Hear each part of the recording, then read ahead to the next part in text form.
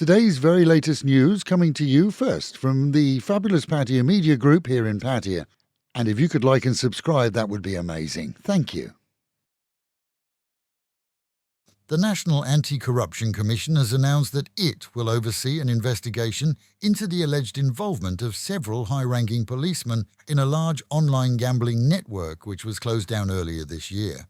Amid claims of payouts and similar, the investigation is already underway and much has already been done. All of that work will now be inherited by the new investigation overseers and at the same time double-checked.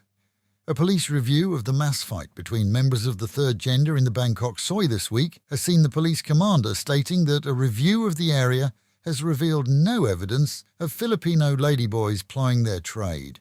This as authorities plough through numerous statements regarding the battle between local and Filipino females on Sukhumvit Soi 11. So far, 2 non-Thais and 1 Thai ladyboy have been charged with assault. On Koh Phangan, an American woman who set up a busy children's nursery without licenses or work permits, employing 4 Burmese, a Ukrainian and 2 Israelis to help her, has been arrested following complaints by locals. Essentially, the nursery appears to be a nice and clean one, perhaps well run, but working here illegally is seen as a serious crime. 20 children were taken from the home and handed back to worried parents. This is 40-year-old Jennifer Irwin, along with her staff, were trucked off to the local police station with reports that they've all been charged. It seems that crime here by expats comes and goes in unrelated sprees by nation, with days or weeks of Chinese-related crime followed by similar for German, British or American, but rarely does Switzerland get a mention. This week, though, following the alleged attack on a Thai lady on Phuket by Mr. Urs Fer, which is still being dealt with, is the turn of another Swiss to face police, this time on charges that he beat up a 58-year-old invalid Thai lady in a Trang supermarket. As she walked the aisles with the aid of a Zimmer frame, so he bumped into her. She told him to be more careful, and according to several witnesses, he then punched her several times before walking away, as she launched a water bottle at him which missed, so he went back and gave her more of a pasting, seeing her needing hospitalisation. Taken to the local police station, he refused, even through a translator, to make a statement of any kind, and as a result is likely to be detained behind bars until a date is set for any review or trial. Police have named the Trang attacker as 62-year-old Dieter Matthias Kraumann, an overweight Swiss living here on a retirement visa and, according to neighbours, now alone after his Thai wife moved out a while ago. With the acting governor of Phuket already calling for the deportation of Urs Fer and social media awash with opinion, the future doesn't look too bright for either of these two.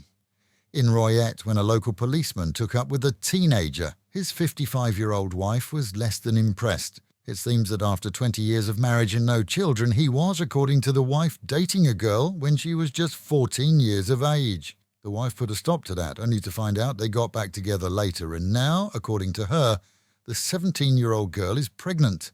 Having filed police complaints against him, perhaps with his colleagues, and to no avail, she's gone public with a demand that a full investigation be carried out.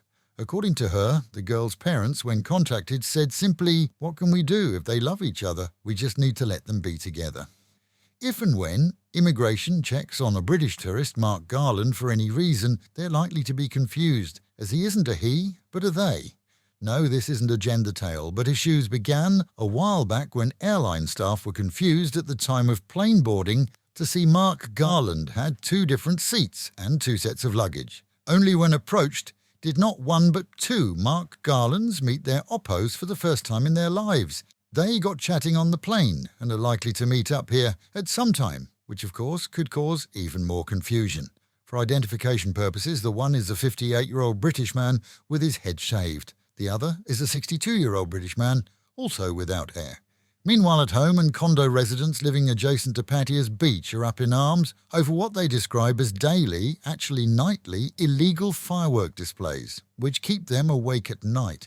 It seems that the latest trend amongst those enjoying the beach after dark is to let off a load of fireworks after midnight. That's seen complaints registered with City Hall, but so far no move to stop it.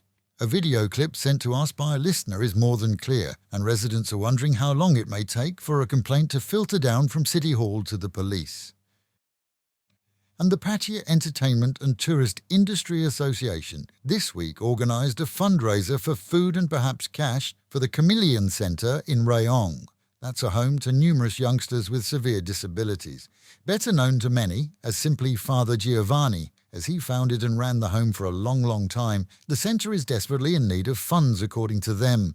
A party for 60 children was organised in Walking Street before dark and saw many outsiders bringing donations of much-needed supplies.